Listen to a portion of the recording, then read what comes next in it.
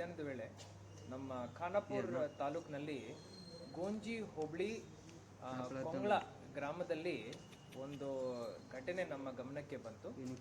ಒಬ್ಬ ವ್ಯಕ್ತಿ ಶ್ರೀ ವೆಂಕಟ್ರವರು 52 ವರ್ಷದವರು. ಅವರಿಗೆ ಸ್ವಲ್ಪ ಹೆಲ್ತ್ ಇಶ್ಯೂಸ್ ಆಗಿ ಆರೋಗ್ಯ ಸರಿ ಇಲ್ಲ ಅಂತ ಹೇಳಿ ಅವರನ್ನು ಹಾಸ್ಪಿಟಲ್ಗೆ ಶಿಫ್ಟ್ ಮಾಡಲಿಕ್ಕೆ ಅಲ್ಲಿ ಜನರು ಆ ಗ್ರಾಮದ ನಿವಾಸಿಗಳು ಒಂದು ಕುರ್ಚಿನೂ ಪಲ್ಲಕ್ಕಿ ರೂಪದಲ್ಲಿ ಕನ್ವರ್ಟ್ ಮಾಡಿಕೊಂಡು ಅವರ ಭುಜದ ಮೇಲೆ ಎತ್ಕೊಂಡು ಬಂದಿದ್ದಾರೆ. ಆ ದೃಶ್ಯಗಳನ್ನು ನಾವು ನೋಡಿದ್ದೀವಿ.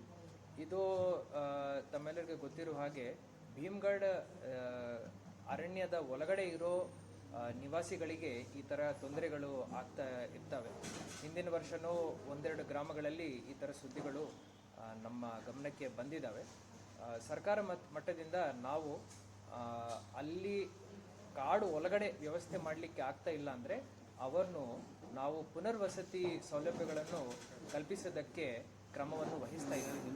ಹಿಂದಿನ ವರ್ಷ ತಲೆವಾಡಿ ಅಂತ ಇದೇ ರೀತಿ ಒಂದು ಗ್ರಾಮದಲ್ಲಿ ಘಟನೆ ಆದಾಗ ಸರ್ಕಾರದಿಂದ ಕಂದಾಯ ಇಲಾಖೆ ಹಾಗೂ ಅರಣ್ಯ ಇಲಾಖೆ ಮುಖಾಂತರ ಇವರಿಗೆ ಪುನರ್ವಸತಿ ಕಲ್ಪಿಸಲಿಕ್ಕೆ ಒಂದು ಸ್ಕೀಮ್ ಇತ್ತು.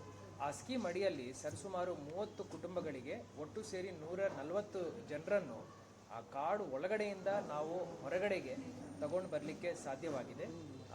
ಈ ವರ್ಷ ನಾವು ಅಮ್ಗಾಂವ್ ಊರನ್ನು, ಅದೇ ರೀತಿ ಈಗ ಕೊಂಗ್ಳ ಊರಲ್ಲಿ ಏನು ತೊಂದರೆ ಆಗಿದೆ ಆ ಊರ ನಿವಾಸಿಗಳ ಜೊತೆನೂ ನಾವು ಮಾತುಕತೆಯನ್ನು ನಡೆಸಿ, ನಾನು DFO ಅವರು ಅಲ್ಲಿ ಎಲ್ಲ ಜನಪ್ರತಿನಿಧಿಗಳ ಜೊತೆ ಅಲ್ಲಿ ಹೋಗಿ ಭೇಟಿ ಕೊಟ್ಟು ಅವ್ರ ಜೊತೆ ಮಾತಾಡಿ ಮನವೊಲಿಸಿ, ಇದು ವಾಲಂಟ್ರಿ ಸ್ಕೀಮ್ ಆಗಿರುತ್ತದೆ, ನಾವು ಏನು ಒತ್ತಡ ಹಾಕಲ್ಲ.